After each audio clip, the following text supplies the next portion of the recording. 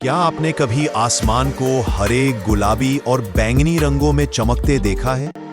आज हम जानेंगे ऑरोरा बोरियालिस के पीछे छुपा अद्भुत विज्ञान। ऑरोरा वो प्राकृतिक रोशनी है जो धरती के उत्तरी और दक्षिणी ध्रुवों पर दिखाई देती है। उत्तरी रोशनी को ऑरोरा बोरियालिस और दक्षिणी रोशनी को ऑरोरा ऑस्ट्रेलिस कहते हैं। सूर्य लगातार चार्ज्ड पार्टिकल्स भेजता रहता है जिन्हें सोलर विंड कहते हैं। ये कण लाखों किलोमीटर का सफर तय करके जब पृथ्वी तक पहुंचते हैं तो पृथ्वी का चुंबकीय क्षेत्र उन्हें ध्रुवों की ओर मोड़ देता है। जब ये पार्टिकल्स वायुमंडल की गैसों जैसे ऑक्सीजन और नाइट्रोजन से टकराते हैं तो वे एनर्जी छोड़ते हैं जो रंग बिरंगी रोशनी बन जाती है। इसी को ऑरोरा कहते हैं। ऑक्सीजन हरा या लाल रंग बनाती है, नाइट्रोजन नीला और बैंगनी रंग बनाती है।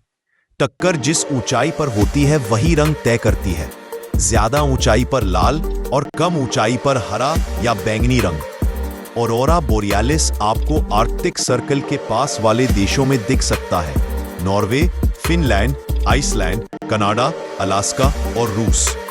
इसे देखने का सबसे अच्छा समय सर्दियों की रातें हैं, सितंबर से मार्च के बीच, जब आसमान बिल्कुल साफ हो। ऑरोरा कभी पर्दों की तरह, कभी लहरों की तरह नाचता है। ये रोशनी 100 से 300 किलोमीटर तक आसमान में फैली होती है।